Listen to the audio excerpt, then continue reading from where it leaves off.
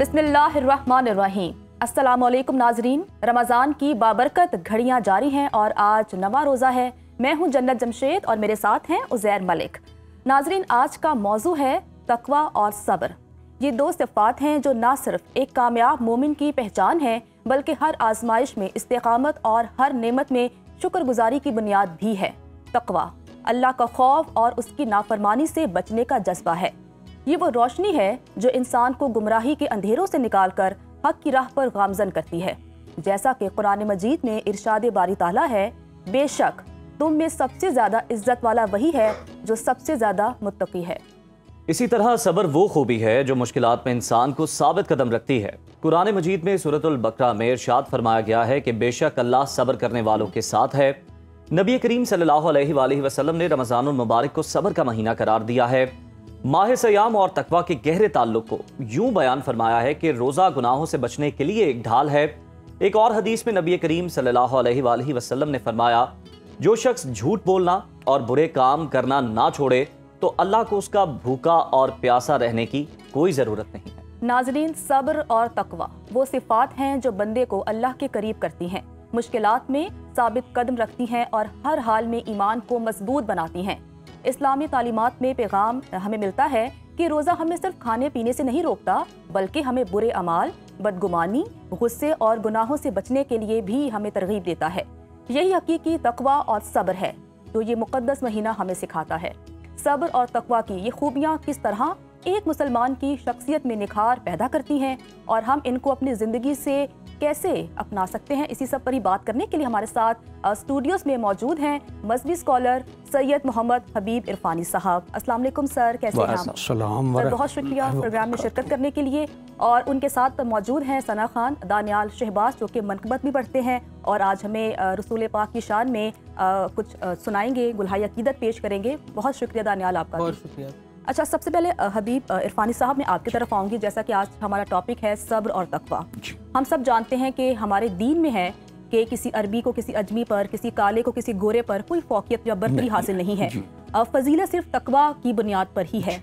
ये तकवा क्या है, क्या अहमियत है और सब्र के बारे में इस्लाम क्या कहता है? देखिए, तकवा हमारे यहाँ अमूमन इसका तर्जमा किया जाता है डरना। ये डरना नहीं है। कुरान मजीद में इरशाद है कि अल्लाह से डरो और उसका तकवा इख्तियार करो।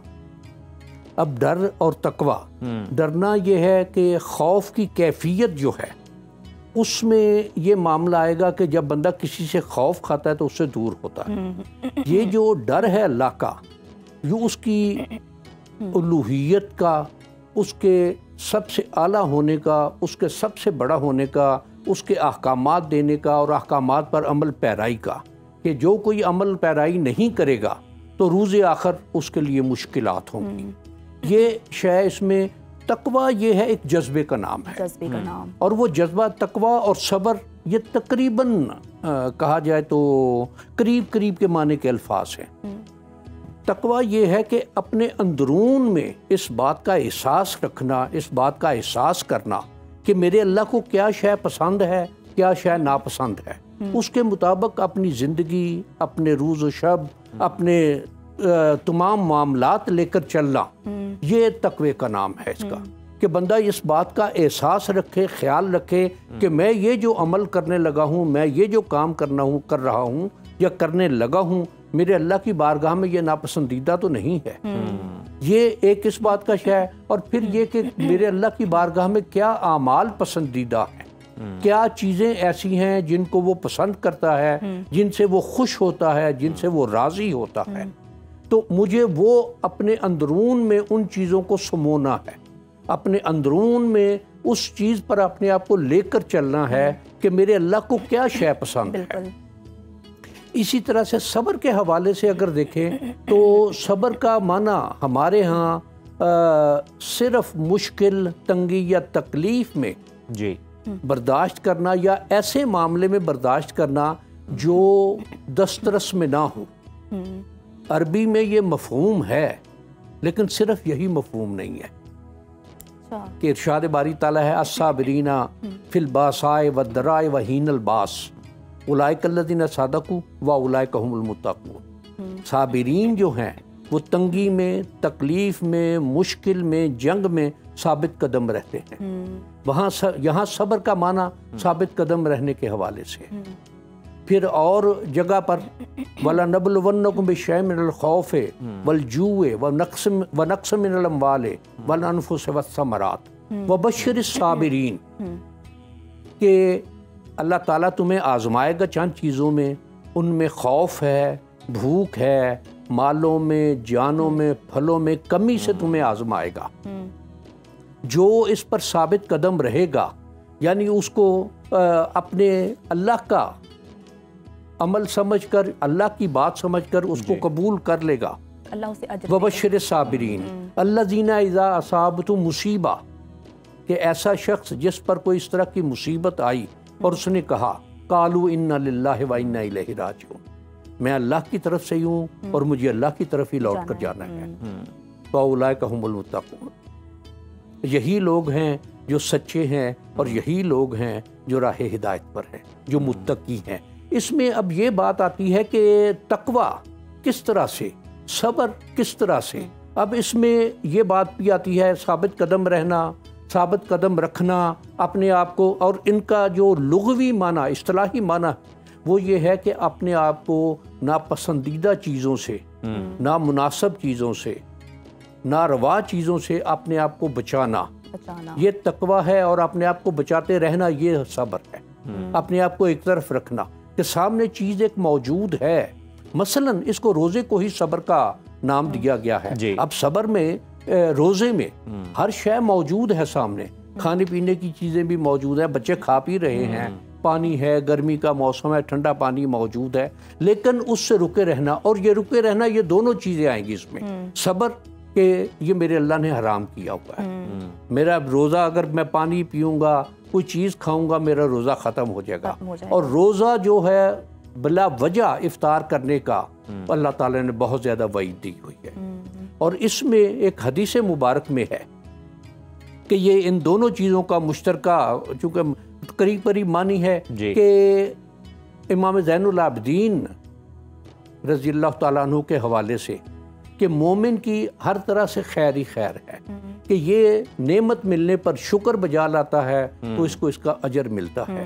ये तकलीफ पहुँचने पर उसकी बारगाह में सब्र करता है, बारगाह से सब्र करता है, तो उसका भी इसको अजर मिलता है। अब ये चीज़ें इसको देखा जाए तो एक इंसान को अपनी ज़िंदगी गुजारने के लिए कि मेरे अल्लाह ने क्या चीज़ें मेरे लिए जायज़ की हैं, क्या चीज़ें मेरे लिए हलाल की हैं, क्या चीज़ें मेरे लिए मुस्तहब की हैं कि मैं इसको इस्तेमाल कर लूँगा तो कोई फ़र्क नहीं। और उसके साथ साथ ये बात भी कि क्या चीज़ हराम की है, किस चीज़ से मना किया है, किस रास्ते से रोका है, क्या काम नहीं करना, किस शय से रुक जाना है। अब ये चीज़ें अगर बंदा लेकर चलेगा तो वो यकीनन वो कामयाब है। कहते हैं ना कि जो अल्लाह ताला के फैसलों पर राजी रहते हैं वो पुरसकून ज़िंदगी गुजारते हैं। अच्छा, आपकी तरफ सर दोबारा से आएंगे, डिस्कस करेंगे। दानियाल की तरफ चलते हैं। दानियाल, कहिएगा कि कौन सा कलाम आप पेश करेंगे? चूँकि रमज़ान करीम का बहुत ही एक खूबसूरत सिलसिला जारी है और मैं अपने आप को खुशनसीब समझता हूँ कि मेरी आवाज़ का आगाज़ जो है वो नात शरीफ से हुआ, तो मैं एक बहुत ही मशहूर नात के चंद अशार आप सबकी नज़र में ज़रूर। बिस्मिल्लाह।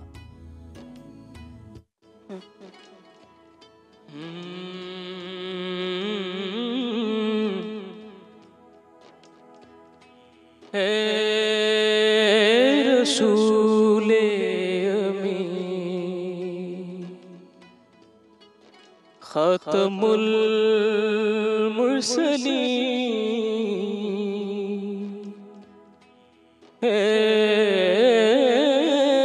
रसूले अमी खत्मुल मुरसलीन, तुझसा कोई नहीं,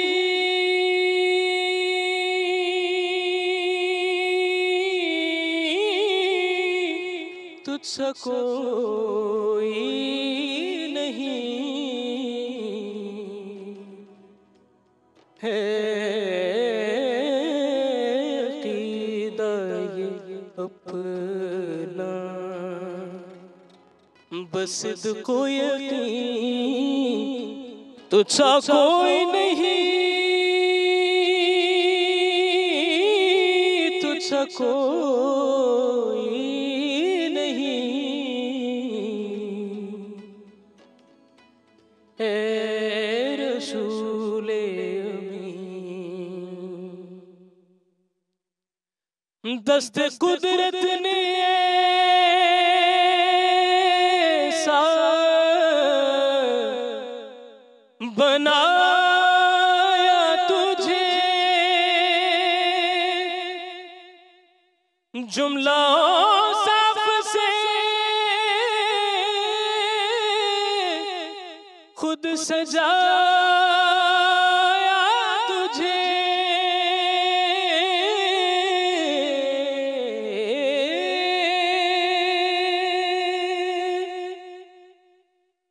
दस्त कुदरत ने ऐसा बनाया तुझे, जुमला साफ से खुद सजाया तुझे। ए अज़ल के हसी, ए अबद के हसी,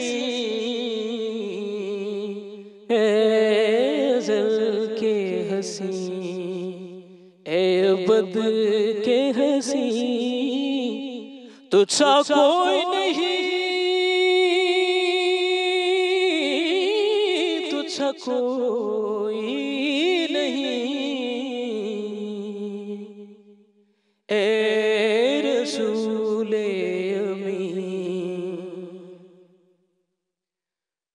बज़्म में कौनैन पे है ले सजाई गई, फिर तेरी जात मंज़र पे लाई गई। बज़्म में कौनैन पे है ले सजाई गई, फिर तेरी जात मंज़र पे लाई गई। सैयदुल अव्वलीन सैयदुल आखिरीन, सैयदुल अव्वलीन सैयदुल आखिरीन, तुझसा कोई नहीं,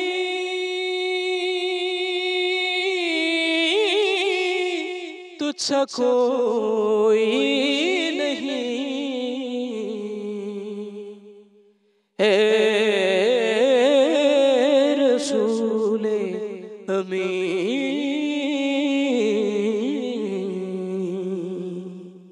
पूरा दानियाल, बहुत आपने अच्छा कलाम पेश किया और कोशिश करेंगे आपसे एक और कलाम भी हम अगर सुन सकें। डॉक्टर साहब आपकी जानिब आऊँगा, जिस तरह से पहले हम बात कर रहे थे तकवा और सब्र के कनेक्शन की, सूरतुल बकरा में रोज़े का मकसद तकवा बयान किया गया। नबी करीम सल्लल्लाहु अलैहि वसल्लम ने रमज़ान को सब्र का महीना करार दिया गया। इनमें सर क्या कनेक्शन है और क्या हिकमत क्या है इन दोनों बातों में? देखिए, जो रमज़ान के रोज़ों की फ़र्जियत का जी लअल्लकुम तत्तकून, ताकि तुम्हें तकवा हासिल हो। मैंने जिस तरह पहले गुजारिश किया कि तकवा एक कैफियत का नाम है, अपने अंदरून में, अपनी सोच में इस बात को लेकर चलना। अब मैं किसी अलग कमरे में हूँ जी, अपने कमरे में हूँ, कोई नहीं है वहाँ, मेरे पास खाने पीने की चीज़ें मौजूद हैं, मेरे पास पीने की चीज़ें मौजूद हैं, हर शय मौजूद है, लेकिन मेरा हाथ नहीं बढ़ता उनकी तरफ। अब ये हाथ का ना बढ़ना जो है कि मेरा अल्लाह तो मुझे देख रहा है, ये जज्बा जो है, ये कैफियत जो है, ये सोच जो है, ये तकवे का नाम है।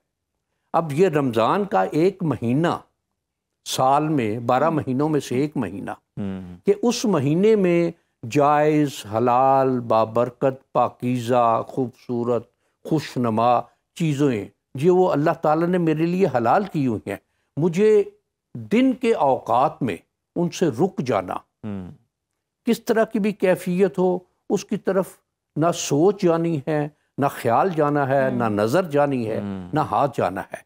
इस शय को रुक जाना, ये 11 महीने की प्रैक्टिस बन जाती है कि अगर इसी कैफियत को हम बाकी महीनों में अपने ऊपर लागू रखें कि मेरे अल्लाह ने गैर औरत की तरफ देखने से मना फरमाया, कुरान मजीद का हुक्म है, क्या रमज़ान के महीने में ही ज़्यादा है? अब जिस तरह आपने पहले हदीस मुबारक भी कि जिसने झूठ बोलना या बुरी बात कहना नहीं छोड़ा, अल्लाह ताला को उसके भूखा प्यासा रहने की कोई ज़रूरत नहीं है। अब इसको एक और हदीस मुबारक में कि जिसने रमज़ान के महीने में क़याम किया ईमान और एहतिसाब की हालत में, अब ये एहतिसाब जो है अगर रमज़ान के महीने में हो सकता है तो बाकी महीनों में क्यों नहीं हो सकता? अगर इन औकात में हो सकता है, ये जो आजकल के कह लीजिए 13 घंटे तकरीबन तकरीबन 13 घंटे हैं, तो ये फिर 24 घंटे पर क्यों नहीं चला जाता? 24 घंटे से एक हफ्ते में क्यों नहीं चला जाता? एक हफ्ते से एक महीने पर क्यों नहीं चला जाता? एक महीने से एक साल पर क्यों नहीं चला जाता? बाकी 11 महीने जो हैं उस पर भी अगर चला जाए तो ये एक प्रैक्टिस का मामूल बनता है कि आदमी ये रोज़ा रखता है, रोज़े में उसके लिए हर शय जो जायज़ है, हलाल है, बाबरकत है, पाकीज़ा है, जिसके लिए उसने इस्तेमाल करने का हुक्म दिया हुआ है, उससे रुक जाना अल्लाह की खशियत से, अल्लाह के हुक्म से कि अगर मैं ये नहीं करूँगा तो मेरा अल्लाह मुझसे नाराज़ होगा, और जो उखरवी ज़िंदगी है, जो अब्दी ज़िंदगी है, उसमें मुझे फिर सज़ा मिलेगी, मुझे जहन्नम में जाना होगा। अब आज के दौर में मैं एक बात आपके चैनल के तवस्सुत से कि कुछ लोग रोज़ा नहीं रखते, वो एक जुर्म उनका अपनी ज़ात की हद तक है, लेकिन कुछ लोग रोज़े के दिन में बाजार पर चलते हुए खाने पीने का या और कोई इस तरह की चीज़ें, ये अल्लाह ताला से बगावत के ज़ुमरे में आता है कि उसने जो हुक्म दिया है कि खाने पीने को मौकूफ़ रखो, बाकी जो जायज़ हलाल चीज़ें हैं उनको मौकूफ़ रखो, तो अपने तमाम मामलात को अल्लाह की फर्मा बरदारी के ताबे रखो, उस तरह से रखो जिस तरह अल्लाह ने चाहा है। जब ये शय होगी तो यकीनन अल्लाह भी राज़ी होगा, और जिस तरह से वरदी अल्लाह व रदूअन, अल्लाह उनसे राज़ी और उनका अल्लाह उनसे राज़ी, वो अपने अल्लाह से राज़ी हुए और उनका अल्लाह उनसे राज़ी हुआ। ये इसी तरह से कैफियत, ये मकाम, ये मर्तबा उसी वक्त ही हासिल होगा कि जब उसके अहकामात पर उसके महबूब सल्लल्लाहु अलैहि वसल्लम की दी हुई तालीमात पर, उनके उसवा हुस्ना पर पूरी तरह से अमल किया जाएगा, अपने पूरे दरोबस्त के साथ, अपने पूरे लवाजमात के साथ उस ज़ात को, उसके अहकामात और उसके महबूब सल्लल्लाहु अलैहि वसल्लम का उसके बारे में तर्ज़ अमल, उस पर जब उसकी रज़ा की खातर और उसके महबूब की रज़ा की खातर उनकी अताअत के लिए ये काम करेंगे तो यकीनन वो मालिक ताला राज़ी होगा, वो खुश होगा, और जब वो खुश होगा, राज़ी होगा, तो वो नेमतें, ऐसी ऐसी नेमतें अता फरमाएगा जिनका कोई इंसान तसव्वुर भी नहीं कर सकता, बिल्कुल सोच भी नहीं, वो नवाजेगा। बहुत शुक्रिया इरफानी साहब, बड़ी खूबसूरत आपने गुफ्तगू फरमाई। दानियाल आपका बहुत शुक्रिया, इंशाल्लाह हम दोबारा भी आपको मदऊ करेंगे, अभी हमारे पास चूँकि वक्त की थोड़ी सी कमी है। और बड़ी खूबसूरत बात इरफानी साहब ने कही कि ये जो एक महीना है ये हमें 11 महीनों के लिए तरबियत फराहम करता है कि हम इसमें जो कुछ सीखें वो 11 महीनों में भी इम्प्लीमेंट करें, तो अल्लाह ताला हम सबको अमल करने की तौफीक अता फरमाए। बिल्कुल ऐसा ही है। यहाँ वक्त हुआ है ब्रेक का, और ब्रेक के बाद आप देख सकेंगे इफ्तार पकवान, जिसमें हमारी साथी एंकर नजफ राजा होंगी और हमारी शेफ अनम शेख, और वो बनाएंगी आज की इफ्तारी। तो मिलते हैं ब्रेक के बाद।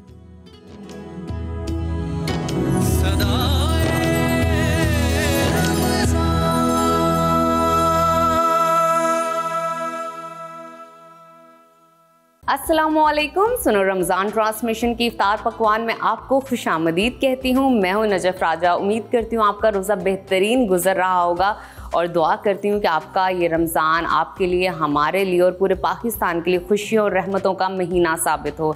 नाजरीन, इस वक्त मैं मौजूद हूँ सुनो किचन में, और इस किचन की हमेशा से कोशिश रहती है कि आपको इफ्तार के अंदर कुछ ना कुछ न्यू रेसिपीज़ और न्यू डिशेस सिखाई जाएँ, ताकि आप उसको अपने दस्तरख्वां पे सजा सकें, अपनी फैमिली के साथ उसको शेयर कर सकें। किचन में कौन सी आज हम रेसिपी स्टार्ट करने वाले हैं, आपको सिखाने वाले हैं, आपको बताने वाले, उससे पहले मैं आपको बता बताती चलूँ कि इस किचन में हमारे साथ ताउन किया है डालडा ने, क्योंकि आप जानते हैं जहाँ ममता वहाँ डालडा, डालडा और माँ का साथ है 80 साल पुराना, और ये एक ट्रस्ट का बॉन्ड है और ना बदले ज़माना ना बदला डालडा। इसके साथ साथ सबरोसो के बगैर आपकी इफ्तारी हमेशा नामुकम्मल रहेगी, और सबरोसो आपको इफ्तारी के लिए बहुत सारी प्रोडक्ट्स दे रहा है, जिसमें पकोड़े हैं, समोसे हैं, कचौरी है, पराठा है, क्रिस्पी चिकन है। अगर कभी आपका मन ना कर रहा हो कुकिंग करने का तो आप ग्रॉसरी करके सबरोसो की अपने दस्तरखान को सजा सकते हैं। अब बात करते हैं ड्रिंक की, तो 7 अप मिक्सेस ने हमारे साथ ताउन किया है इस किचन में, और आप रिफ्रेश कर सकते हैं अपनी अफ्तार को 7 अप मिक्सेस के साथ और ट्विस्ट पैदा कर सकते हैं। और आज की रेसिपी जो है, आपने चॉकलेट डोनट्स के हवाले से तो सुना होगा, खाए भी होंगे, लेकिन आज हम आपको एक ऐसे डोनट्स सिखाने वाले हैं जो स्पाइसी भी हैं, सॉल्टी भी हैं, और आप उस फूड को प्रॉपर मील के तौर पे अपने फैमिली के साथ इंजॉय कर सकते हैं। मज़ीद तफसीलात जानते हैं अपनी शेफ़ से, तो उनको इन्वाइट करते हैं अपने किचन में। नानम शेख, अस्सलाम वालेकुम। कैसी हैं आप? बिल्कुल ठीक, आप सुनाएं कैसी हैं और कैसा चल रहा है आपका रोज़ा? मेरा रोज़ा तो बहुत अच्छा चल रहा है। आपको पता है कि रमज़ान जो है वो फुल ऑफ लाइक काम, बिजी कहाँ से दिन स्टार्ट हो जाता है कहाँ खत्म हो जाता है। No doubt. तो आज क्या सिखाने वाली हैं हमारी नाज़रीन के लिए? आज की जो हमारी ज़बरदस्त किस्म की जो रेसिपी है वो बेसिकली हम डालडा की रेसिपी को कवर करेंगे। तो डालडा ने देखे, जैसे कि अभी स्टार्टिंग में नजफ ने आपको ये बात बोली थी कि आपने चॉकलेट डोनट्स तो सुने होंगे, लेकिन आज जो डोनट्स बेसिकली हम बनाने जा रहे हैं वो सेवरी साइड पे। अच्छा। सेवरी साइड दैट मीन्स कि आप जो है थोड़ी नमकीन सॉल्टिश डिश के अंदर हम डोनट्स को कन्वर्ट करेंगे। अब ये बिल्कुल वैसे डोनट्स तो नहीं होंगे, लेकिन रिजेम्बलेंस डोनट्स जैसी होगी, ठीक है, बट स्टाइल और कुकिंग का सब कुछ जो है वो थोड़ा सा डिफरेंट होगा। ठीक है। इसकी इंग्रेडिएंट्स जो है मैं आपको पहले बता देती हूँ। इसके लिए हम चिकन मिंस यूज कर रहे हैं तकरीबन 250 ग्राम्स के करीब। उसके बाद इसके अंदर नूडल्स जाएंगी, 3 to 4 पैकेट्स हम इसमें इंस्टेंट नूडल के यूज कर रहे हैं। साथ में इसमें एग जाएगा, सॉल्ट, ब्लैक पेपर, मतलब वो तो मैं फिर आपको साथ साथ जो है वो बताती जाऊंगी। हाँ जी, वो हम साथ ही साथ आपको बताते चलेंगे। बिल्कुल। अब तो करते हैं सबसे पहले इसको स्टार्ट। अच्छा जी, डालडा की ये रेसिपी हार्डली 20 to 30 मिनट्स में रेडी होने वाली है। और इसका सबसे एक अच्छा जो प्लस पॉइंट है वो ये है कि आप इसको बनाकर जो है अपने फ्रीजर में स्टोर भी कर सकते हैं। तो फिर जब आपका दिल करेगा आप इसको निकालें और आप इसको बनाकर जो है वो एंजॉय करें। जितनी देर में थोड़ा सा हमारा पैन जो है गर्म हो जाएगा तो आप इसके अंदर थोड़ा सा डालडा कुकिंग ऑयल। अब डालडा में भी तो देखिए हमारे पास कितनी ढेर सारी रेंज है। डालडा कुकिंग ऑयल है, कनोला है, कॉर्न है, ऑलिव ऑयल है, मतलब कि हमारे पास डालडा ने हर रेसिपी के अकॉर्डिंग ना आपको ऑयल फराहम किया है। इसके साथ साथ ये पाउच बड़ा अमेजिंग है, फ्रेंडली है। और इसके साथ साथ अगर इस पाउच के हवाले से बात की जाए तो ये पाउच जो है डालडा लेकर आया है स्पेशली अपने सार्फिन के लिए, तोहफा है, ताकि वो इसको सहूलत से इस्तेमाल कर सके। अच्छा जी, 2 से 3 टेबलस्पून हमने इसके अंदर जो है वो ऑयल ऐड कर दिया है। अब आ जाती है बारी गार्लिक की। इसमें गार्लिक हम ऐड करेंगे फाइनली चॉप करके। अगर आपको चॉप किया हुआ गार्लिक नहीं पसंद तो आप पेस्ट फॉर्म में भी इसके अंदर ऐड कर सकते हैं। टेस्ट के अकॉर्डिंगली, अपने मूड के अकॉर्डिंगली आप रेसिपी को इनोवेशन पैदा कर सकते हैं, वेरिएशन क्रिएट कर सकते हैं। बिल्कुल। अब जो है अच्छी तरीके से लाइट गोल्डन ब्राउन हम कर लेंगे। लंच बॉक्स के लिए बहुत इंपॉर्टेंट है और आप बच्चों को खुश कर सकते हैं। अगर आप बेहतरीन किस्म का उनको लंच बॉक्स बना के देते हैं तो वो आपकी बात भी सुनते हैं और आपकी बात को ज़्यादा इंपॉर्टेंस भी कभी कभी देते हैं और खुश भी बच्चे हो जाते हैं, क्योंकि आप जानते हैं बच्चे मन के सच्चे होते हैं। तो अभी हमने गार्लिक के अंदर चिकन डाल दिया है। जी बिल्कुल, चिकन डाल दिया है। ठीक है। और अब इसको हम थोड़ी देर कुक करेंगे। इसका पानी जो है हमें बहुत अच्छे तरीके से बेसिकली ड्राई करना है। जितनी देर में इसका पानी ड्राई होगा तो मीनवाइल हम क्या करेंगे कि हम इसके अंदर जो है सिजलिंग ऐड कर देंगे और सिजलिंग में इसके अंदर जाएगा। यहाँ से मैं स्पून ले लेती हूँ। हम इसके अंदर ऐड करेंगे ब्लैक पेपर। ठीक है। Half teaspoon according to taste, जितना भी आपको पसंद है, हस्बे ज़रूरत, हस्बे जायका, ब्लैक पेपर और सॉल्ट डालेंगे आप। बिल्कुल, थोड़ा सा सॉल्ट ऐड करेंगे 1/3 टीस्पून के करीब। और साथ में हम इसके अंदर ऐड करेंगे थोड़ा सा चिकन पाउडर। ओके, ताकि मजीद वो एक चिकन का फ्लेवर आ जाए। और साथ में जो ये इंस्टेंट नूडल्स का जो बैटर है, टेस्ट मेकर है, वो हम इसमें ऐड करेंगे। थोड़ा सा मैं ये जो है जब मैं एग बीट करूंगी उसमें भी ऐड करूंगी ताकि हमारे एग में भी बड़ा अच्छा सा जो है एक फ्लेवर आ जाए। ठीक है। तो अब जितना सब फ्लेवर जो है बेसिकली हमारे चिकन के अंदर वो आ चुका है। अब इसको अच्छी तरीके से कुक करेंगे। स्टोव को कर लेते हैं बंद और यहाँ से मैं ये वाला बाउल ले लेती हूँ, थोड़ा सा बड़ा साइज का बाउल में जो है बेसिकली आपकी मिक्सिंग जो है वो बहुत अच्छी हो जाती है। और जैसे कि हमने आपको पहले भी बताएगा, जितना अच्छा आप बड़ा बोल लेंगे उतनी अच्छी मिक्सिंग होगी, प्रॉपर तरीके से आपके प्रोडक्ट पे सारा मसाला लग जाएगा, सीजनिंग लग जाएगी और मिक्सिंग करने में आपको बहुत ज़्यादा आसानी होगी। अच्छा जी, अब बारी आ जाती है इसके अंदर, ये इंस्टेंट नूडल्स है 4 पैकेट हमने इनको बॉईल कर लिया है। तो अब ये जो है इसके अंदर मैं ऐड कर देती हूँ। क्योंकि ये ऑलरेडी स्टिकी होते हैं तो अच्छे तरीके से बाइंड हो जाएंगे अगर आपने प्रॉपर इसको बॉईल किया होगा। बिल्कुल। और अब हम इसको करते हैं अच्छे तरीके से जो है इसका मिक्स करते हैं। अगर ज़रूरत पड़ेगी तो हाथों की मदद से भी कर लेंगे मिक्स थोड़ा सा। ठीक है।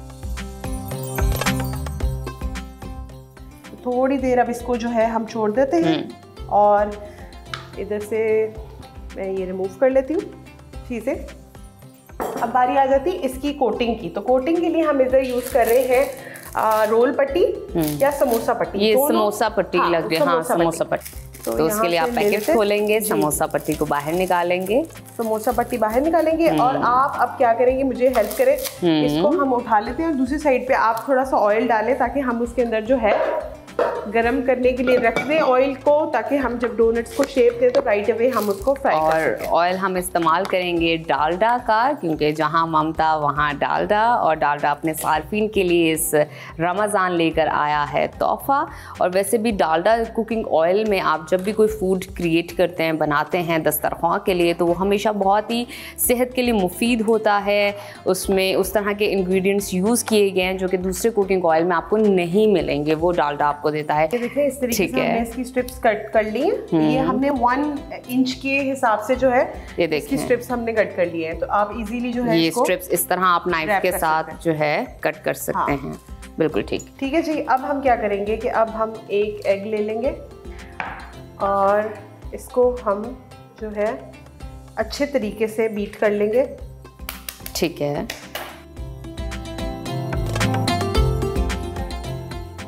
और यहाँ से मैं स्पून ले लेती हूँ।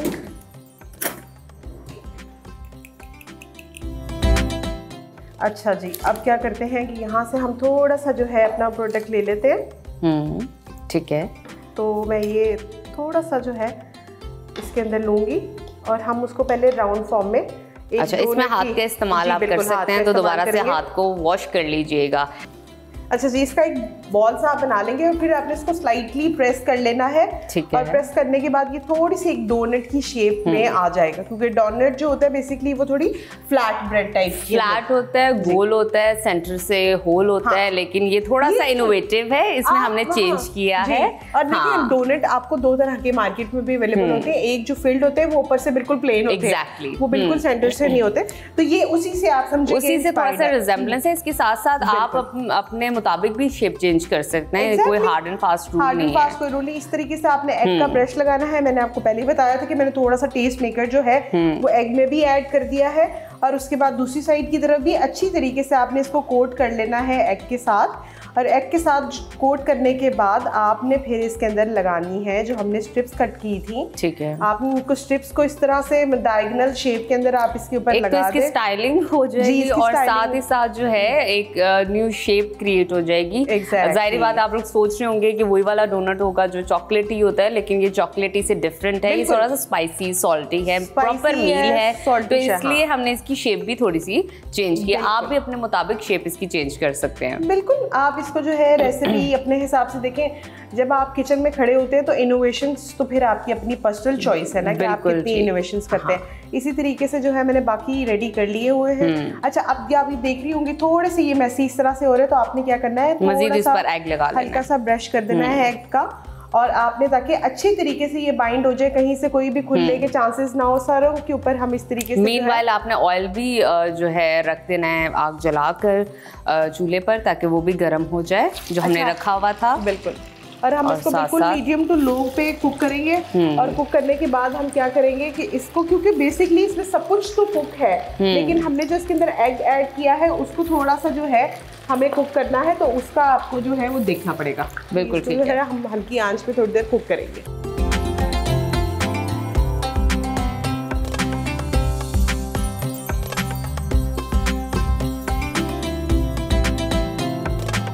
फ्राई करने के लिए छोड़ कर गए थे अपने चिकन डोनट्स को, जो अब फ्राई हो चुके हैं और अनम इस वक्त जो हैं ऑयल से बाहर निकाल रही हैं डोनट्स को वन बाय वन करके।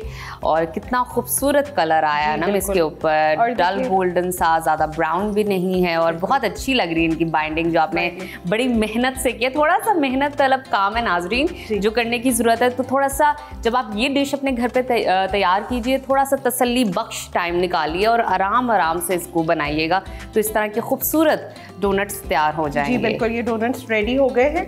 और जब आप इनको शेप दें तो उसके बाद जो है आप इजीली इनको फ्रीज कर सकते हैं। आप इसको 1 से 2 वीक के लिए फ्रीज कर सकते हैं और ये आपका जो है बहुत ही अच्छा सा जो है इसका रिजल्ट आएगा। और अब मैंने इसके साथ सर्व किया है टोमेटो केचप है और साथ में हमने इसके साथ स्वीट चिली सॉस रखी है। अब आपकी अपनी पर्सनल चॉइस है, आप चाहें तो जो मर्जी सॉस के साथ अपने डोनट्स को सर्व करें, तो बहुत ही मज़ेदार। मुझे तो इनकी शेप भी बहुत फैसिनेट कर रही है, अच्छी लग रही है, क्योंकि इसी तरह की जो शेप है आपको फैसिनेट करती है। कुकिंग के हवाले से, डिशेस के हवाले से आपको टेबल सजा हुआ खूबसूरत लगता है, स्पेशली इफ्तार के अंदर। तो ये आप एक प्रॉपर स्नैक डिश इफ्तार के लिए तैयार कर सकते हैं। अब चलते हैं दूसरी डिश की जानिब, और जो दूसरी डिश है वो है सबरोसो की, और आज हम सबरोसो के चिकन स्ट्रिप्स बनाने वाले हैं। और मैं ना चिकन स्ट्रिप्स की जब आज मैं और नजफ बेसिकली हम दोनों रोजाना आके डिसाइड करते हैं कि आज हम मजेदार क्या बनाएंगे सबरोसो का।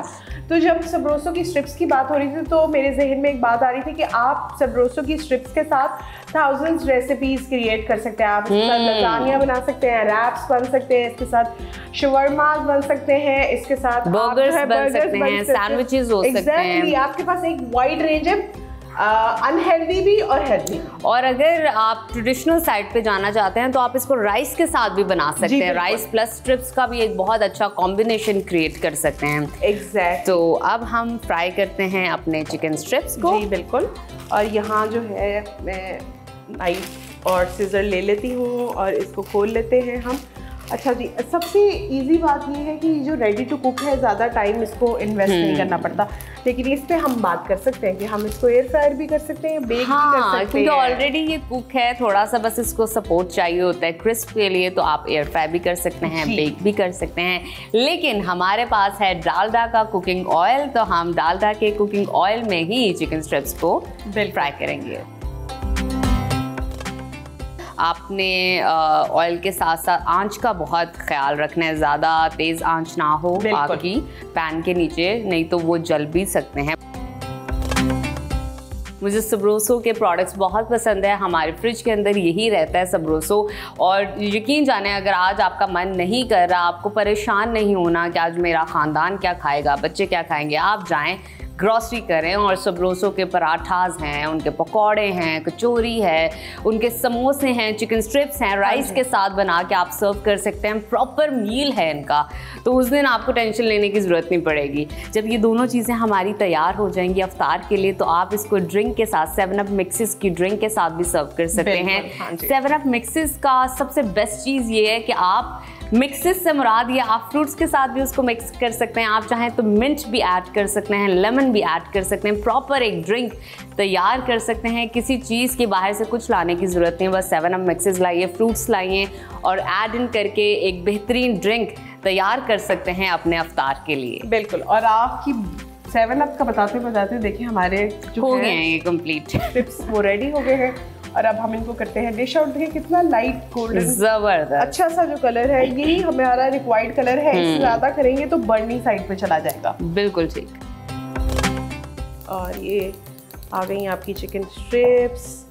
आप इसको एंजॉय करें केचप के साथ, आप इसको एंजॉय करें सॉस के साथ, मायोनीज के साथ। और इससे पहले अनम आपको बहुत सारी सॉस भी सिखा चुकी हैं, तो आप उनको भी यूटिलाइज कर सकते हैं स्ट्रिप्स के साथ। बिल्कुल।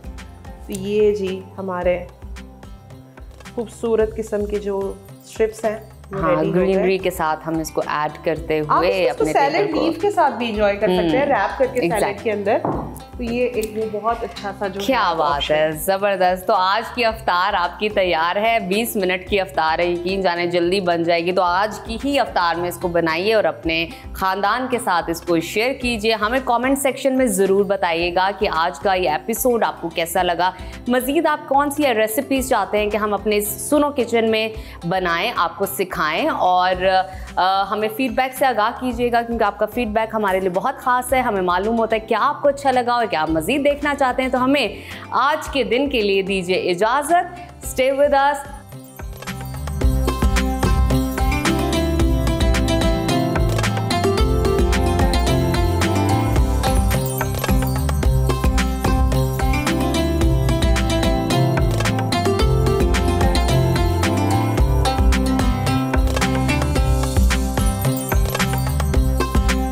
मुझे तो जो बड़े पसंद की चीज लगी वो चिकन स्ट्रिप्स थी। अच्छा, वो बहुत मजे की थी। आप अपना बता दें। बिल्कुल, मुझे जो सबसे मजे का लगा वो थे नूडल्स, और उसके साथ थे जो कीमा है, कीमे के डोनट्स बनाए अनम शेख ने। तो मुझे तो देखने में बहुत मजे के लगे हैं, बड़े टेस्टी लगे हैं। और बस इफ्तारी में भी चंद मिनट बाकी हैं, तो इसलिए देखकर हमें सब्र आ गया कि बस उसके बाद हम इफ्तारी करेंगे। बिल्कुल, अब इफ्तारी करेंगे, आप भी तैयारी करें, और अगर कुछ इंतजामात रह गए हैं तो उनको जल्दी से तश्कील दें, दस्तरखान सजाएं, सारी फैमिली मिलके बैठे। यही तो फेस्टिविटी होती है रमजान की, यही तो एक मौका होता है कि सब घर आके जनाब इफ्तारी करते हैं, मिलकर बैठते हैं, एक दूसरे से गपशप करते हैं। इससे अच्छी बात क्या हो सकती है। इसके साथ ही मेरा ख्याल अच्छी बात के साथ ही ब्रेक ले लेते हैं, लेकिन ब्रेक के बाद वापस आते हैं। हमारे साथ रहिए। सदाए रमज़ान में आपको दोबारा से खुशामदीद कहते हैं। और महंगाई की कुछ बात कर रहे हैं तो रमज़ान के पहले अशरे में चीनी की कीमत में 10 रुपए का इजाफा हो गया है, जिसके बाद लाहौर में चीनी की फ़ी किलो कीमत अब 170 रुपए तक पहुंच गई है। और अगर हम पेशावर की बात करें तो पेशावर में भी 15 रोज़ में चीनी की फ़ी किलो कीमत जो है वो 10 रुपए उसमें इजाफा हो चुका है, जिसके बाद रिटेल मार्केट में चीनी 170 रुपए, जबकि होलसेल मार्केट में चीनी की फ़ी किलो कीमत 167 रुपए हो चुकी है। चीनी की कीमत में इजाफे की वजूहात क्या हैं, अवाम का इस पर क्या रद्द-ए-अमल है, और आने वाले दिनों में चीनी की कीमतों में क्या कमी का कोई इम्कान भी है, या फिर ये हमेशा की तरह बढ़ती ही जाएगी। बात कर लेते हैं, हमारे नुमाइंदे फैसल खान ने हमें ज्वाइन किया है। फैसल, सबसे पहले तो हमें बताइएगा कि चीनी की कीमतों में कितना इजाफा हो चुका है और क्या इसकी वजूहात बताई जा रही हैं।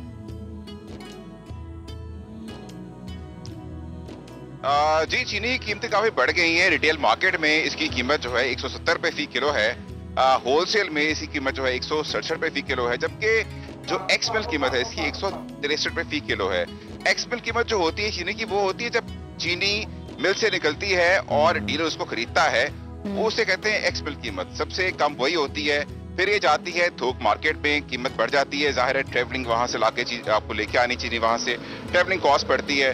तो उसके साथ जब आप थोक मार्केट से आगे जाती है रिटेल में, तो कीमत बढ़ जाती है। 170 रुपए फी किलो इस टाइम रिटेल में बिक रही है चीनी।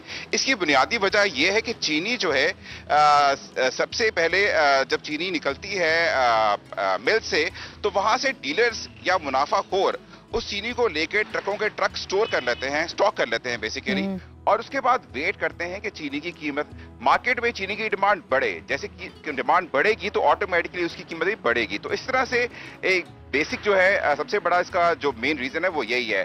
इसके अलावा हम लोगों ने देखा अभी रिसेंटली हमने बहुत सारी चीनी एक्सपोर्ट की, हालांकि हमारा क्रशिंग सीजन चल रहा था और अभी तक इस बात का तयन नहीं हो पाया था कि चीनी हम कितनी प्रोड्यूस करने वाले हैं।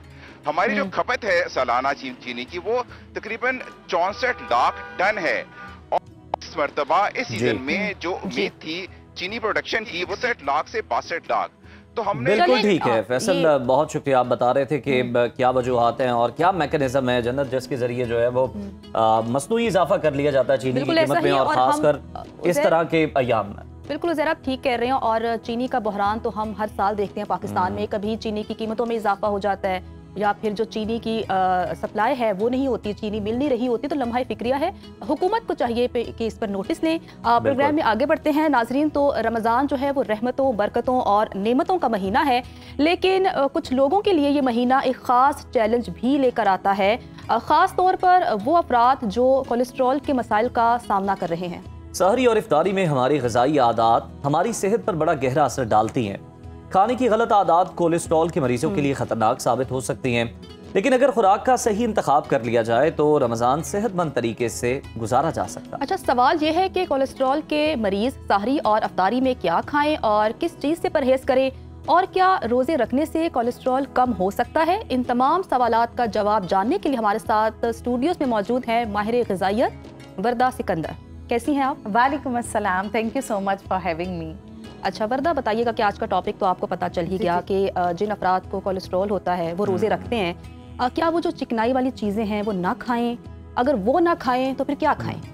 अच्छा, सबसे पहली तो चीज़ ये आ जाती है कि हमारे पास दो तरह का कोलेस्ट्रॉल होता है। एक होता है गुड फैट, एक होता है बैड फैट। गुड फैट अगर हम लेंगे तो हमारा जो बैड कोलेस्ट्रॉल है वो ऑटोमेटिकली नीचे आ जाएगा। तो अगर मैं गुड फैट के ऑप्शंस बताऊं तो उसमें देसी घी आ जाता है, जैतून का तेल आ जाता है, नट्स आ जाते हैं, सीड्स आ जाते हैं। अब इनका इस्तेमाल रखना है आपने, चाहे आपके ट्राइग्लिसराइड और बैड कोलेस्ट्रॉल जिसको हम LDL कहते हैं वो बढ़ा हुआ है। उसके अलावा वो कोलेस्ट्रॉल जो आपने अपनी सहरी और अफ्तारी में बिल्कुल इस्तेमाल करना है, उसमें खास तौर पे आ जाती हैं डीप फ्राइड चीजें। एक तो उनका इस्तेमाल, और उसके अलावा एक मिस्टेक जो कोलेस्ट्रॉल के पेशेंट रोजों में बहुत ज्यादा करते हैं वो ये कि एक ऑयल को बार बार इस्तेमाल कर रहे हैं। अब क्या होता है कि एक तेल जो एक बार गर्म हुआ है उसके अंदर चीज तली गई है, उसके बाद वो तेल जो है वो खास तौर पे कोलेस्ट्रॉल वाले पेशेंट्स के लिए जहर है। उसके अंदर ऑक्सीडेटिव स्ट्रेस पैदा हो जाएगा जिसकी वजह से वो ना सिर्फ कोलेस्ट्रॉल बल्कि कल को हार्ट अटैक और एंजाइना का भी बहुत बड़ा बाइस बन सकता है। तो इसलिए रोजों में एक प्रैक्टिस की जाए कि अगर आप लोग चाहते हैं कि आप लोग फ्राइड मील्स या इस तरह की चीजें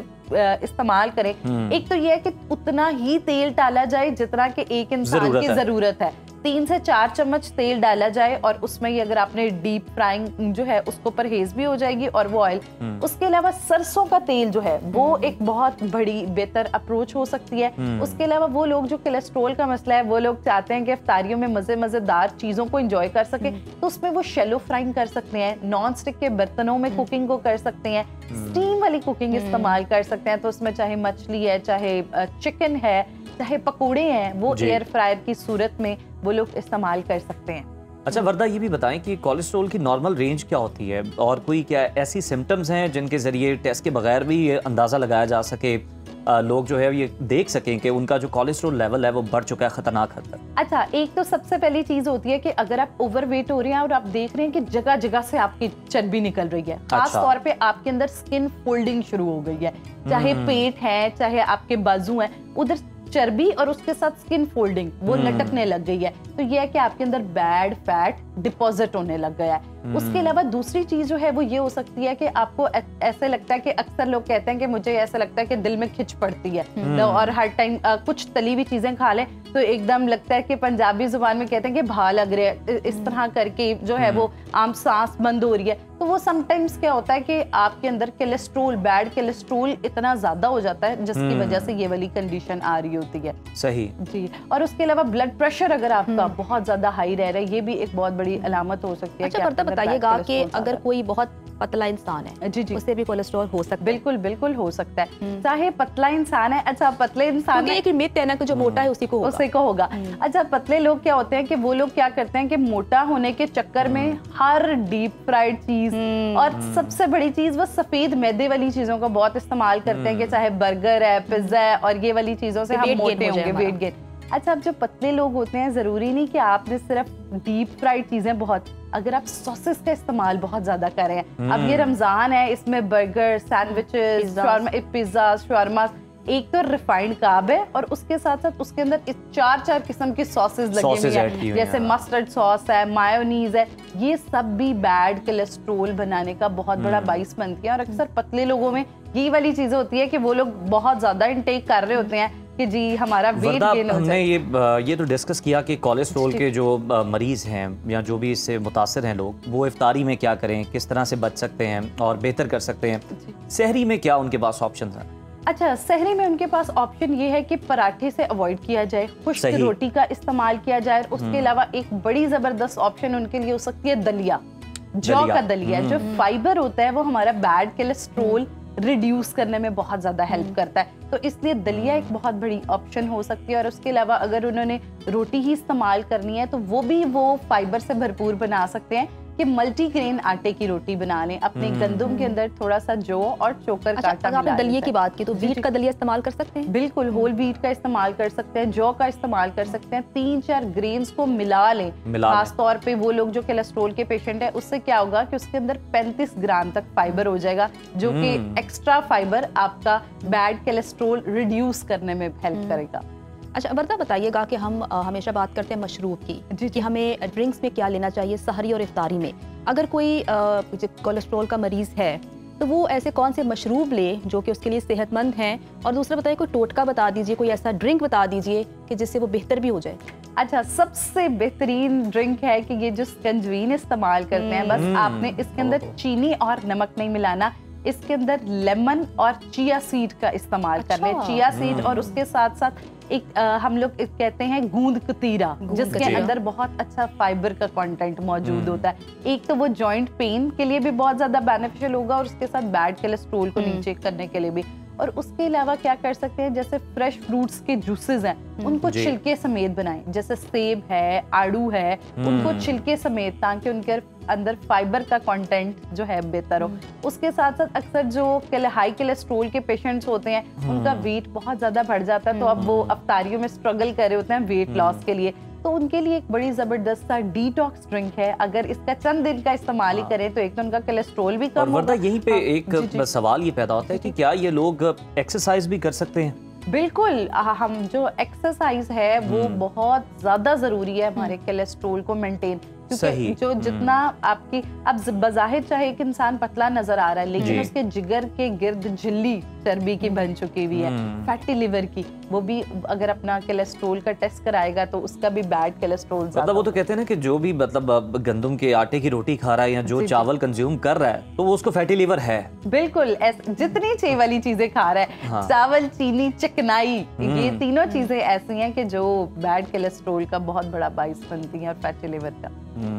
अच्छा, हमें ये भी बताएं कि अगर हम देखें तो चिकनाई वाली जो अशियां हैं ये कोलेस्ट्रॉल पर किस तरह से असर डालती हैं? हम बड़ा सुनते हैं और हर कोई बात भी कर रहा होता है, और इनका मुतबादिल फिर क्या है, ऑप्शन क्या रह जाती है? अच्छा, ऑप्शन ये रह जाता है हमारे पास, देखिए हम लोग अब हमारे यहाँ स्टेपल फूड जो है वो गंदम है, लेकिन इसी को हम लोग अगर गलत तरीके से बना रहे हैं, अगर आप खुश्क रोटी बना लें, वो मल्टीग्रेन की आटे की हो तो वही रोटी हेल्दी हो जाएगी हमारे लिए, लेकिन वही रोटी के ऊपर अगर 3-3 चम्मच ऑयल अंदर भी लगा रहे हैं, फिर 3 चम्मच उसको वो डीप फ्राई भी कर रहे हैं, फिर उसको क्रिस्पी करने के लिए उस तेल में पड़ा रहने देना है हमने 2 मिनट 3 मिनट के लिए, तो ये एक बड़ी गलत प्रैक्टिस है। उसके अलावा आप जितनी स्नैकिंग आजकल रोजों में खास तौर पे हमारा फ्राइड मल्टीप्लाई 2 हो जाता है आम दिनों से, तो उनमें क्या हो रहा होता है कि एक तो हम उसको डीप फ्राइड कर रहे होते हैं और उसके अलावा सॉसेस के साथ खा रहे होते हैं, 3-3 सॉसेस। तो आप धनिया की चटनी बनाएं और उसके साथ दही प्रोबायोटिक है वो। अच्छा, जो पैकेट्स में स्नैक्स मिलते हैं अक्सर हम लोग बाहर से लेकर खाते हैं, क्या वो ठीक है या हमें घर में कुछ बनाना चाहिए? वो बिल्कुल अनहेल्दी है, बिल्कुल अनहेल्दी है। एक तो सबसे गलत चीज के अंदर वो सोडियम का कंटेंट बहुत ज्यादा है जो आपका ब्लड प्रेशर का बाइस बनेगा, बैड कोलेस्ट्रॉल का बाइस बनेगा।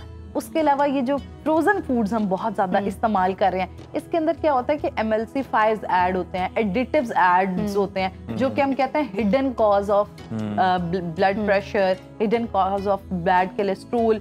तो एक तो ये वाली इस तरह की जो स्नैकिंग है, और उसके अलावा एक चीज बहुत ज्यादा इंपॉर्टेंट है, चाहे रोजे हो या आम दिनों में, रीड न्यूट्रिशन लेबल। अगर कोई बंदा कोलेस्ट्रॉल का पेशेंट है, ब्लड प्रेशर का पेशेंट है, अब हम उन्हें कहते उसको हैं पढ़ के आपको बहुत आइडिया हो जाता है। वरना हमें लास्टली जरा ब्रीफली ये बता दें कि कौन सी ऐसी आदत हैं या लाइफस्टाइल है उसको अपनाएं तो जो कोलेस्ट्रॉल के मरीज हैं वो उसको कंट्रोल रख सकते हैं। एक तो ये है कि उन्होंने अपने दिन का आगाज, चाहे वो सहरी है चाहे आम दिन का आगाज है, वो किसी फाइबर वाले फूड से करना है। उसमें वो एक पानी के अंदर चिया सीड का चम्मच डाल सकते हैं, मोरिंगा पाउडर का चम्मच डाल सकते हैं, इसबगोल का छिलका ले सकते हैं, या फिर एक सेब छिलके समेत इस्तेमाल कर सकते हैं। उसके अलावा जितनी भी चिकनाई वाली चीजें हैं, सफेद मैदे वाली चीजें हैं, उनको इस्तेमाल नहीं करना।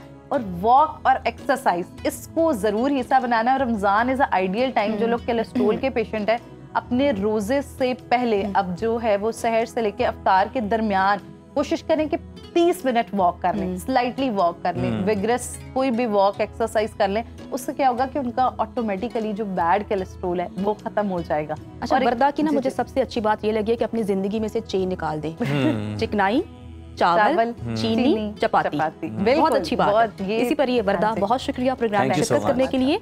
प्रोग्राम में वक्त हुआ है ब्रेक का, ब्रेक के बाद फिर वापस आएंगे, हमारे साथ रहिए, देखते रहिए सदाए रमज़ान। ब्रेक के बाद बढ़ते हैं अब हमारे सेगमेंट इस्लामी तहजीब व तारीख की जानिब।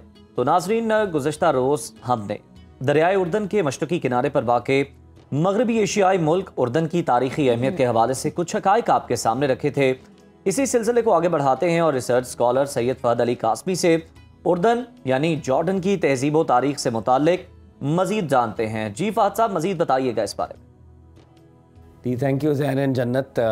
आज हम मुल्क उर्दन पे बात करेंगे। कल भी उर्दन पे बात हो रही थी, मगर उससे पहले शेख अजमेर का वो कॉल, सुनने वाले का मकाम बोलने वाले से बढ़कर है, क्योंकि जो सुनता है वह रब ताला की रज़ा के लिए सुनता है, जो बोलता है कभी रब की रज़ा के लिए बोलता है और बहुत दफ़ा अपने आप ही को राज़ी कर रहा होता है। इस अज़्म के साथ कि मेरा बोलना, हम सब का सुनना परवरदिगार की रज़ा के लिए हो, आइए अपनी कॉन्वर्सेशन का आगाज़ करते हैं। कल जैसे उर्दन के हवाले से बात हुई और आपके सामने मैंने ये रखा कि उर्दन जो है, मौजूदा उर्दन, ये इनफैक्ट हिस्टोरिकल सीरिया का पार्ट था। और आज ये जितने भी ममालिक हैं, लेबनान, जॉर्डन, पैलेस्टाइन, इज़राइल, ये सारे इलाके जो हैं ये ग्रेटर शाम, ग्रेटर सीरिया का पार्ट थे। और ये पहली जंग अज़ीम के तनाजुर में और उसके बाद जब फ्रेंच और ब्रिटिश मैंडेट्स में ये इलाके तकसीम हुए, कॉलोनाइजेशन के तनाजुर में, फिर ये ममालिक भी मार्ज़ वजूद में आए। तो ये एक अलहदा से एक तारीख़ है। लेकिन अगर हम तारीख़ में, माजी में देखें तो ये जगह जो आज मुल्क उर्दन कहलाती है, बहुत से अंबिया कराम के साथ इसकी निस्बत रही। जैसे कल हमने बात की जनाब नूह अलैहिस्सलाम के साथ इसकी कनेक्शन की, जनाब लूत अलैहिस्सलाम के इस सरज़मीन के साथ कनेक्शन की, जनाब मूसा अलैहिस्सलाम एक रवायत के मुताबिक उनका मज़ार पुरअनवार रोज़ा भी यहीं पे है। वो माउंट नेबो से देख रहे थे प्रॉमिस्ड होली लैंड को। माउंट नेबो उर्दन के अंदर ही है। और कल हमने कॉन्वर्सेशन को सम अप किया था असहाबे कहफ के ऊपर, वो अल्लाह वाले जिनका ज़िक्र सूरह कहफ के अंदर मौजूद है, और उन अल्लाह वालों को रब्बुल इज़्ज़त रिकग्नाइज़ करते हैं जिन पर रब ताला ने नींद तारी कर दी। तो वो गार वाले, वो गार भी यहीं उर्दन के अंदर है और आज तक मौजूद है। हम ज़रा अपनी कॉन्वर्सेशन को आगे लेके चलते हैं। सरकार दो आलम सल्लल्लाहु अलैहि वसल्लम का मुबारक ज़माना। सरकार दो आलम सल्लल्लाहु अलैहि वसल्लम ने 7th हिजरी में रूसा को और उस दौर के एम्परर्स को, शहनशाहों को ख़तूत लिखे और अपनी नबूवत के मिशन का इजहार फरमाया और बादशाहों को दावत दी कि वो इस्लाम की तरफ पेशकदमी करें। तो बहुत से बादशाहों को ख़तूत लिखे गए, रोमन एम्परर को भी ख़त लिखा गया। और उस दौर में वो जो रोमन एम्परर था, ये सारा इलाका जिसको आज हम उर्दन कह रहे हैं, ये रोमन बिजेंटीनियन एम्पायर का पार्ट था। तो जैसे पहले भी हमने एक प्रोग्राम में डिस्कशन की थी कि बाज़ इलाके ऐसे भी होते थे कि छोटे रूलर्स बड़े रूलर को खराज देते थे। तो ये पार्ट तो रोमन एम्पायर का था, मगर यहाँ का एक सरदार था जो कि खराज देता था रोमन एम्पायर को।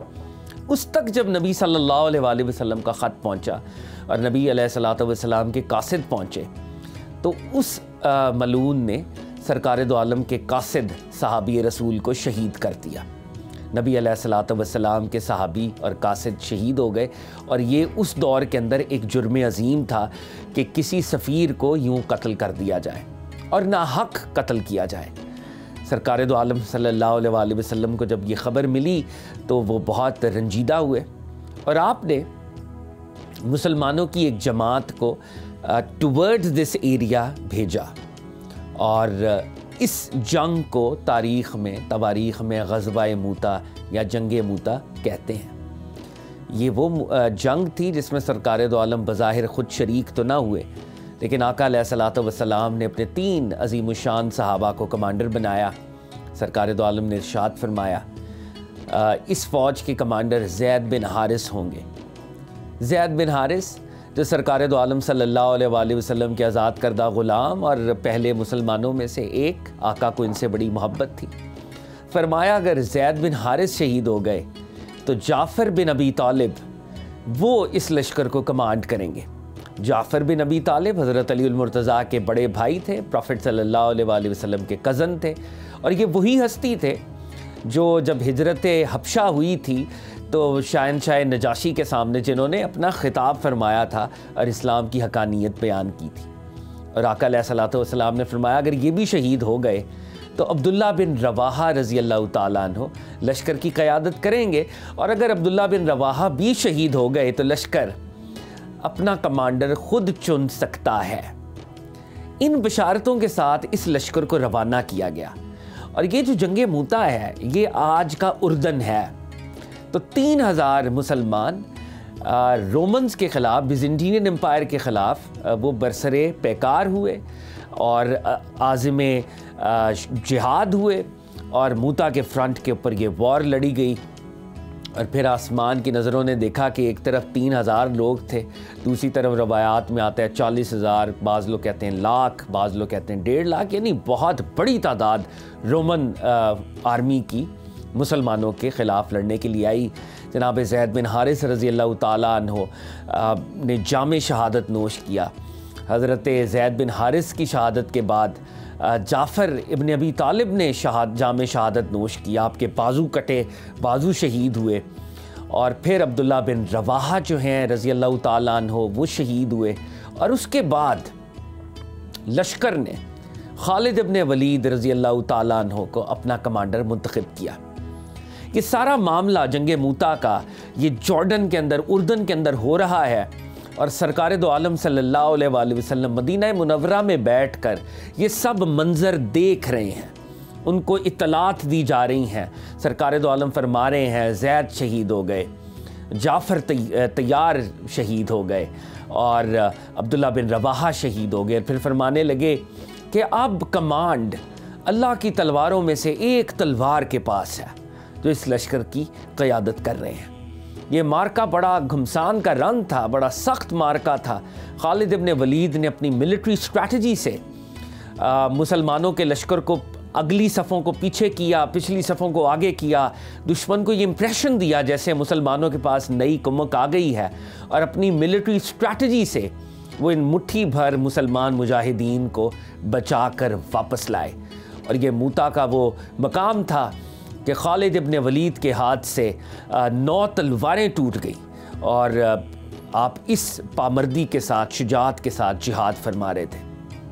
और सरकार दो आलम सल्लल्लाहु अलैहि वसल्लम ने ये देखा कि हज़रत जाफ़र जब शहीद हुए हैं तो उनको ये तला दी गई और ये मंज़र दिखाया गया कि हज़रत जाफ़र जो हैं, जिनके बाजू कटे थे, वो जन्नत में उड़ रहे हैं और रब्बुल इज़्ज़त ने उनको पारे नाइज़ फरमाए हैं। इसलिए हज़रत जाफ़र का बादस शहादत ये लक़ब था जाफ़र तैयार या जाफ़र ज़ुल्जनाहीन, जाफ़र 2 परों वाला, जाफ़र उड़ने वाला। तो ये जंग मूता हुई। और फिर सरकार दो आलम सल्लल्लाहु अलैहि वसल्लम towards the culmination of his life, दुनियावी तौर पे जब विसाल से पहले एक बहुत बड़ी मुहिम हुई जो हिजाज़ और जॉर्डन के बॉर्डर पे हुई, जिसको ग़ज़वा तबूक कहते हैं, वो मूता के बाद प्रॉफिट सल्लल्लाहु अलैहि वसल्लम की जानिब से हुई। ख़वातीन और हज़रात, यहाँ पर मैं एक बात जो कल मैं करना चाह रहा था और आज मैं ज़रूर करना चाहूँगा, उर्दन के मुल्क के अंदर आज जॉर्डेनियन गवर्नमेंट ने एक रेलिक डिस्कवर किया है जो इंसान नहीं है, लेकिन जिसको जॉर्डेनियन गवर्नमेंट कहती है द लास्ट लिविंग सहाबी, आखिरी जिंदा सहाबी। ये वो शजर है जहाँ पर सरकार दो आलम सल्लल्लाहु अलैहि वसल्लम ने क़याम किया था। और ख़वातीन हज़रात, मैं आपको तारीख़ के पिछले जानिब लेके जाना चाहूँगा जब सरकार दो आलम सल्लल्लाहु अलैहि वसल्लम ने अभी ऐलान रिसालत नहीं फरमाया था। आपकी उम्र मुबारक 12 साल थी। आप अपने चचा जनाब अबू तालिब के साथ तिजारती सफ़र पे निकले। और मौरख़ीन ये लिखते हैं, मुहद्दिसीन ने इसको रिकॉर्ड किया, सुनन तिरमिज़ी के अंदर है, हमारे सीरत निगारों ने इसको बड़े पैमाने पर रिकॉर्ड किया कि जब सरकार दो आलम सफ़र फरमा रहे थे तो रास्ते में एक गिरजा घर आता था जहाँ पर एक अल्लाह वाला एक खुदा की याद में मुस्तग़र्रिक मसीही राहिब रहा करता था, जिसको बुहेरा कहते हैं। और वो बुहेरा देख रहा है कि सामने अरबों का काफ़िला आ रहा है और एक जानिब वादी में सारे पत्थर शजर वो सजदा रेज़ हैं, वो झुके हुए हैं। यह मंजर बहेरा राहिब ने पहले कभी नहीं देखा था। बहेरा राहिब ने उस काफ़िले वालों की दावत की और वो काफ़िले में लोगों को तलाश कर रहा है और फिर काफ़िले के सरदारों से पूछता है कि तुम में से कोई और भी है जो पीछे रह गया है। तो उन्होंने कहा हाँ, एक नौजवान है जो पीछे मौजूद है। फरमाया उसको आगे लेके आए। सरकार दो आलम 12 साल का सिन है और बहेरा राहिब सरकार दो आलम को पहचानता है और सरकार दो आलम के चचा को एड्रेस करते हुए कहता है, ये रहमतुल लिल आलमीन होगा, ये सैयदुल आलमीन होगा, ये वो आखिरी नबी होगा जिसकी निशानियां हम अपनी कुतब में पाते हैं। ऐ सरदार, इस फर्द को वापस ले जाओ, कहीं ऐसा ना हो कि यहूदी इसको नुकसान पहुंचाए। सरकार दो आलम जब आ रहे थे और बहेरा राहिब के साथ ये मामला हो रहा था, जिस दरख्त के नीचे आपने क़याम किया वो दरख्त आज तक उर्दन के अंदर मौजूद है और उसको शजराए बकाविया कहते हैं, बाकी रहने वाला पेड़, जिसकी शाखें सरकार दो आलम के सामने झुक रही थीं और ख़त्म नबूवत की खुशबू को महसूस करते हुए इजहार अकीदत फरमा रही थीं। ये शजराए बकाविया, the last living companion of the prophet, आज भी अलाइव है, हरा भरा है, सरसब्ज है, सहरा है इर्द गिर्द, और एक दरख्त आज भी ख़त्म नबूवत की निशानियों में से, मोजिज़ात में से एक है। अल्लाह ताला करे कि हम भी इस दरख्त की, इस शजर मुबारका की ज़ियारत से मुशर्रफ हो सकें। व्यूअर्स, जॉर्डन पे और भी बहुत सी बातें की जा सकती थी।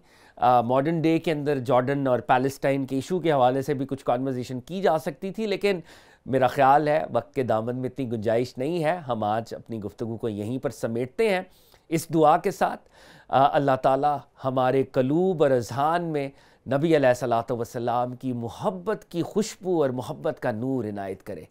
Thanks a lot Uzair and जन्नत। शुक्रिया। आप फहद अली कासमी साहब हमारे साथ मौजूद थे, उर्दन की तारीख से मुतालिक उन्होंने हमें बताया। इसके साथ ही सदाए रमज़ान ट्रांसमिशन में अभी ब्रेक शामिल करते हैं। ब्रेक के बाद दोबारा आपकी खिदमत में हाजिर होते हैं। ब्रेक के बाद आपको सदाए रमज़ान में खुश आमदीद कहते हैं। नाजरीन, रमज़ान हमें इबादत के साथ साथ इसार, हमदर्दी और सखावत की भी तरबियत देता है। ये वो मुकद्दस महीना है जिसमें शयातीन जकड़ दिए जाते हैं, दिल नर्म हो जाते हैं, हाथ सखावत के लिए खुल जाते हैं और हर मोमिन की ख्वाहिश होती है कि वो अल्लाह की रज़ा के लिए ज़्यादा से ज़्यादा खैर बांटे। इस महीने में हम अपनी भूख और प्यास का नहीं बल्कि दूसरों की भूख और ज़रूरत का ख्याल रखें। लेने वाले नहीं बल्कि देने वाले बने, अपना दस्तरखां वसी करें, ज़रूरतमंदों का सहारा बने और अल्लाह की राह में ज़्यादा से ज़्यादा खर्च करें, क्योंकि माह रमज़ान में इसका अजर कई गुना बढ़ जाता है।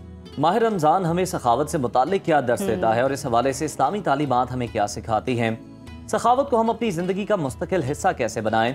इसी पर बात कर लेते हैं। हमारे साथ मौजूद हैं सीरत स्कॉलर डॉक्टर तारिक शरीफजादा साहब। तारिक साहब, आपको वेलकम करते हैं। बहुत शुक्रिया सर, सबसे पहले तो हमें बताएं कि कुरान और हदीस में सीरत के अंदर सखावत से मुताल्लिक क्या बताया गया है, क्या फ़ज़ाइल हैं जो बयान किए गए हैं सहाबा के? बिस्मिल्लाह रब्बी मोहम्मद करीम अलैहिस्सलातु तस्लीम। सबसे पहले तो यादावरी का शुक्रिया। और आज का जो उन्वान है, मैं ये समझता हूँ अगर सरकार दो आलम सल्लल्लाहु अलैहि वसल्लम की शख्सियत के चंद नुमाया तरीन हवालों को दरियाफ़्त किया जाए तो रसूलुल्लाह सल्लल्लाहु अलैहि वसल्लम की ज़िंदगी के अंदर जो 3-4 बुनियादी हवाले जो आप सल्लल्लाहु अलैहि वसल्लम की शख्सियत का को जानने का एक बुनियादी मंबा व मरकज़ बन सकते हैं, उनमें से एक हवाला सखावत का है। और रसूलुल्लाह सल्लल्लाहु अलैहि वसल्लम के यहाँ सखावत का ये मिजाज जो है वो आपकी पैदाइश के पहले लम्हे से हमें नज़र आता है। और आप ये तसव्वुर कीजिए कि जब मेरे करीम आका सल्लल्लाहु अलैहि वसल्लम इतने सखीउल फितरत थे, यानी अपने मिजाज में इतने ज़्यादा सखावत करने वाले थे और दूसरों का इस दर्जे पर ख्याल और ये जो है वो इसके मामले में एहतियात करने वाले हैं कि जब रसूलुल्लाह सल्लल्लाहु अलैहि वसल्लम कबीला बनु साद के अंदर हज़रत हलीमा सादिया रज़ी अल्लाह तआला अन्हा के यहाँ पहुँचते हैं और वहाँ जब कुछ वक्त गुजरने के बाद आप अपनी वालदा यानी हज़रत हलीमा सादिया रज़ाई माँ जो है उनसे ये फरमाइश करते हैं कि मैंने अपने बहन भाइयों के साथ बकरियाँ चराने के लिए जाना है। तो आपके भाई हज़रत अब्दुल्ला आपके साथ जाते हैं और जब वापस पलटते हैं तो हज़रत हलीमा सादिया कहती हैं कि मैंने एक बड़ी अजीब तब्दीली देखी कि हज़रत अब्दुल्ला जब भी वापस आया करते तो वो बहुत बेचैनी के साथ भूख का इजहार करते कि मुझे कुछ खाने के लिए दो। जब से सरकार दो आलम ने जानना शुरू किया है ये भूख की उस तलब के साथ वापस नहीं पलटते, इसका सबब क्या है? तो जब उन्होंने पूछा तो हज़रत अब्दुल्ला ने कहा कि जब मैं वहाँ पहुँचता हूँ और मैं जल्दी अपना खाना खाने के बाद भूख महसूस करता हूँ तो सरकार ख़त्मी मरतबा सल्लल्लाहु अलैहि वसल्लम अपने हिस्से का खाना जो है वो मुझे दे दिया करते हैं ताकि मैं सैर होके खा सकूं, पेट भर के खा सकूं। इसलिए क्योंकि मैंने गोया 2 लोगों का खाना खाया होता है, इसलिए मैं वापस जब पलटता हूं तो उस बेचैनी के साथ नहीं आता। मेरे करीम रसूल की ज़िंदगी का सखावत का ये जो पहलू है ये हमेशा के लिए और हर आन हुजूर की ज़िंदगी के हर हवाले में ये हवाला एक मोतबर हवाले के तौर पर नज़र आता है। रमज़ानुल मुबारक का महीना तो उसके बारे में तो हज़रत आयशा सिद्दीक़ा रज़ी अल्लाह तआला अन्हा से ये रिवायत है कि आका करीम सल्लल्लाहु अलैहि वसल्लम सारा साल ही सखावत फरमाते, लेकिन जैसे ये महीना आता तो रसूलुल्लाह सल्लल्लाहु अलैहि वसल्लम की सखावत इस दर्जे कमाल पर पहुंच जाती जैसे बारिश से पहले तेज़ हवा बारिश के आने का एक पैगाम दे रही होती है और वो अपने बामे उरूज पर पहुंच जाती है, तेज़ रफ्तारी में जो है वो एक बेहतरीन शक्ल इख्तियार कर लेती है। रसूलुल्लाह सल्लल्लाहु अलैहि वसल्लम का जो सखावत का मिजाज है वो इसी अंदाज में जो है वो फैलना शुरू हो जाता है। और फिर जनाब अली करमुल्लाह करीम ने जब इस अहवाल को बयान किया तो हज़रत हसन बसरी रज़ी अल्लाह तआला ने उनसे पूछा कि रसूलुल्लाह सल्लल्लाहु अलैहि वसल्लम की जो रमज़ान मुबारक में सखावत थी उसका मामूल क्या हुआ करता था?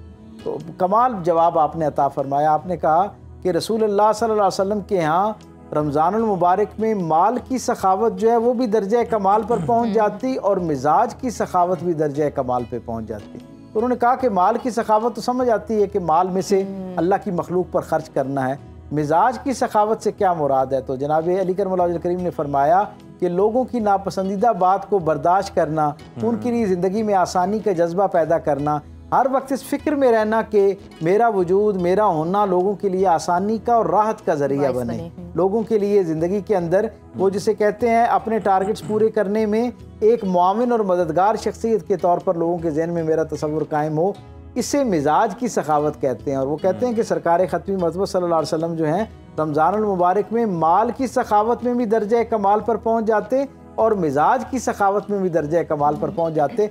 मैं ये समझता हूँ कि मिनहसुल कौम हमारे यहाँ माल की सखावत तो कहीं ना कहीं पाई जाती है। सखावत की या इसके अलावा भी हैं? असल में ये 2 बुनियादी और असासी सूरतें हैं, बाकी जितनी सूरतें हैं वो सारी इसके अंदर आ जाती हैं। जैसे मैं आपके सवाल से पहले अर्ज़ कर रहा था कि जो हमारी कौम का एक हमारा उमूमी एक मिजाज बन गया है मिनहसुल कौम कि हमारे यहाँ रमज़ान मुबारक में अल्हम्दुलिल्लाह किसी दर्जे की माल की सखावत तो हमें नज़र आती है।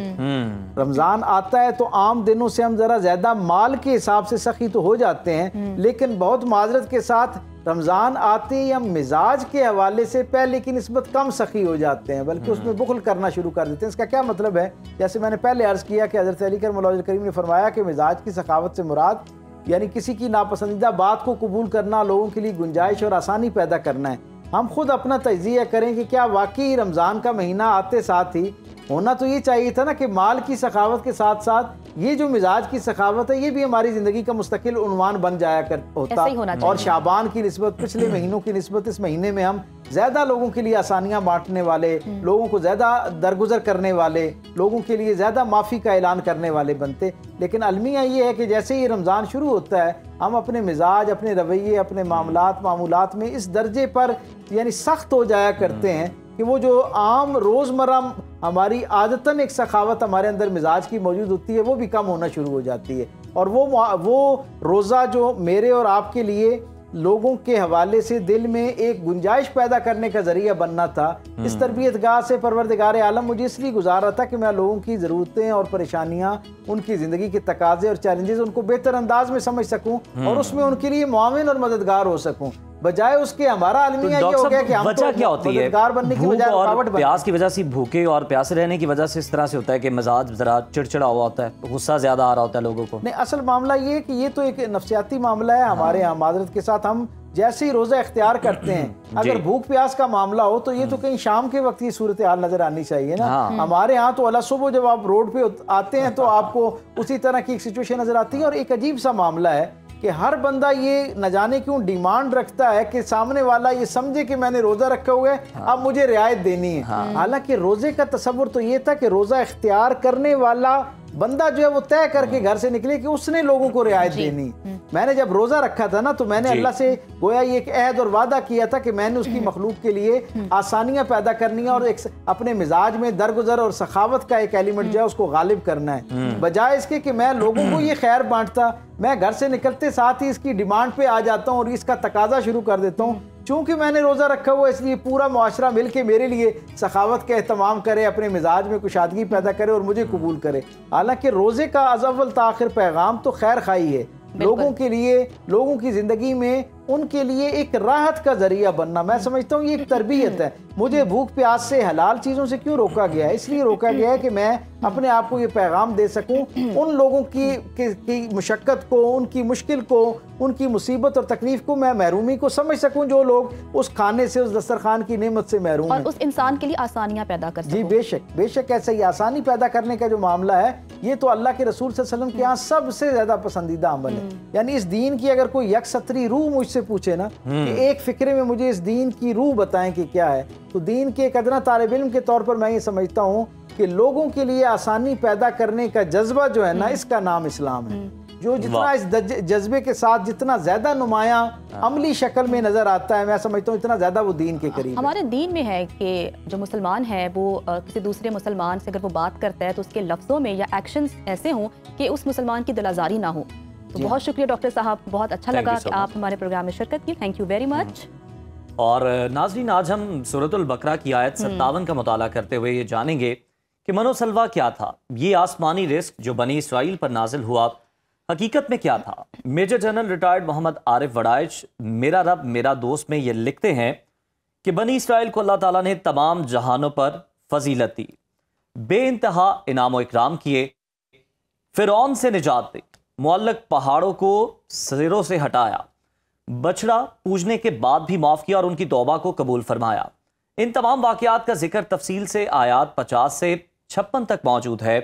इस आयत में मैदान ती की तरफ इशारा है और बनी इसराइल को हुक्म हुआ कि अमालका से जिहाद करके अपना वतन आज़ाद कराएं। जिहाद के इस हुक्म पर उन्होंने मूसा अलैहिस्सलाम से कहा कि आप और आपका रब उनसे जंग करें, हम यहीं बैठे रहेंगे। होना तो ये चाहिए था कि इस सरी नाफरमानी पर धर लिए जाते, लेकिन आप ये देखिए कि करीम रब के दामने अफ़्व करम से वो मुसलसल मुस्तफ़ीद होते रहे।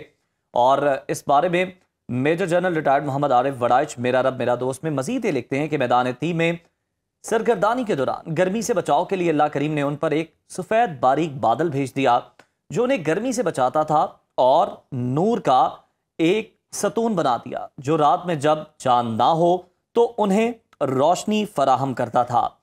मनोसलवा का नुज़ूल भी मैदान ती में हुआ।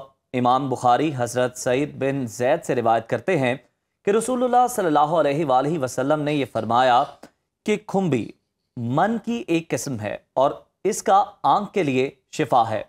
बनी इसराइल ने यह कहा कि मूसा हमें तो इस मन की मिठास ने मार डाला, अपने रब से दुआ कीजिए कि हमें गोश्त खिलाए। तो फिर अल्लाह करीम ने उन पर सलवा यानी बटेर की शक्ल का एक परिंदा नाजिल फरमाया। नाजरीन, मनोसलवा का वाक़या हमें अल्लाह की बेपनाह रहमत, उसकी कुदरत और शुक्रगुजारी का दर्स देता है। बनी इसराइल को बेशुमार दी गई, लेकिन जब उन्होंने नाशुक्री की तो उन पर आजमाइशें आईं। ये सबक हमारे लिए भी अल्लाह ताला की अता करदा हर नेमत पर शुक्र अदा करें, नाशुक्री और नाफरमानी से बचें और अल्लाह के अहकामात पर अमल करें। अल्लाह हमें इन वाक़यात से सीखने और अपनी ज़िंदगी में अल्लाह पर भरोसा और शुक्रगुजारी की रविश अपनाने की तौफीक अता फरमाए। आमीन। इसी के साथ मुझे जन्नत जमशेद और उज़ैर मलिक को दीजिए इजाज़त। कल फिर मुलाकात होगी। खुदा हाफिज़। अल्लाह हाफिज़।